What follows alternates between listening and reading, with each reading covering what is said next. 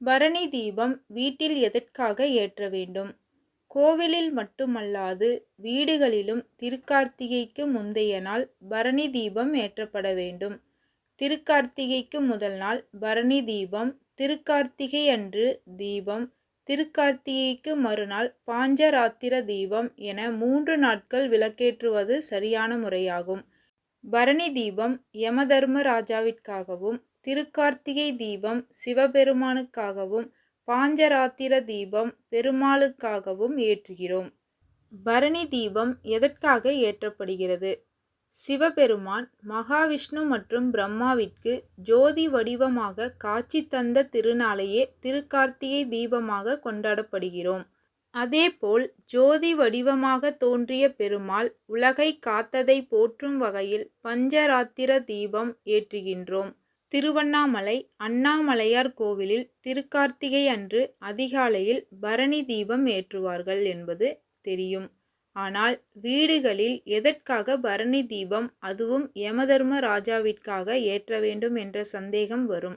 யமன் என்றால் அனைவருக்கும் பயம்தான் வரும். அவரை எதற்காக வழிபட வேண்டும் என்று கேட்க தோன்றும்.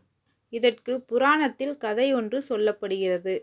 நசிகேதன் என்பவரின் தந்தை யாகம் ஒன்றை நடத்தினார். அந்த யாகம் நடத்தும்போது தேவர்களுக்கு அவர்கள் வேண்டிய பொருட்களை தானமாக கொடுத்து வந்தார். இதை கண்டு குழப்பமடைந்த நசிகேதன் தனது தந்தையிடம் சென்று, எதற்காக இப்படி தேவர்கள் அனைவருக்கும் அவர்கள் கேட்பதையெல்லாம் கொடுத்து கொண்டிருக்கிறீர்கள்?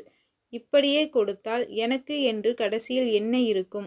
விட்டால் யாராவது வந்து என்னையும் கேட்டால் தானமாக கொடுத்து விடுவீர்கள் போலவே என கோபமாக கேட்டுள்ளான். இதை கேட்ட அவரது தந்தை, ஆம், உன்னையும் தானமாக கொடுக்கப் போகிறேன் என்றார்.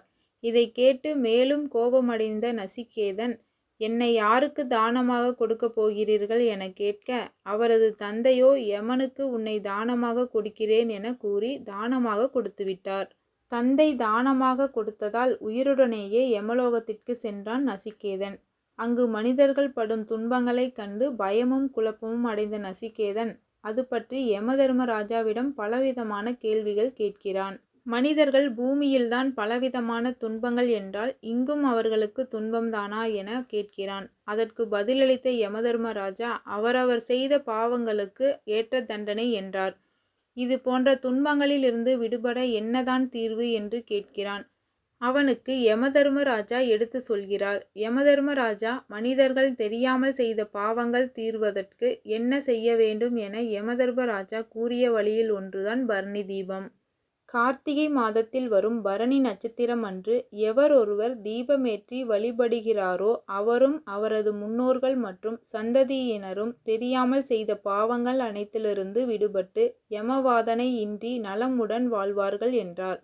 அது மட்டுமல்ல, மார்கழி மாதம் என்பது தேவர்களின் விடியற்காலை என சொல்லப்படுவதால் அதற்கு முன்பு வரும் கார்த்திகை மாதம் அவர்களுக்கு இருளாக இருக்கும்.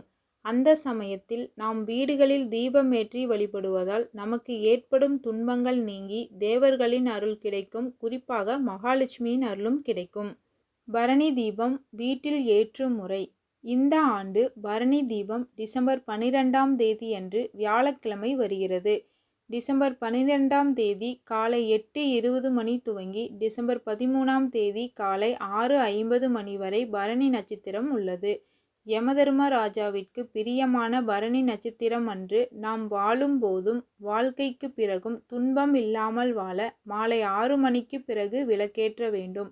இது பஞ்சபூத தத்துவத்தையும் உள்ளடக்கியதாகும். உலகில் உள்ள பஞ்சபூதங்களும் நம்முடைய உடலில் உள்ள பஞ்சபூதங்களும் ஒழுக்கமாக செயல்பட குறைந்தபட்சம் 5 விளக்குகள் ஏற்ற வேண்டும். ஒரு தாம்பூலத்தில் கோலமிட்டு அனைத்து திசைகளையும் பார்த்தவாறு வட்ட வடிவமாக 5 நெய் விளக்குகள் ஏற்ற வேண்டும்.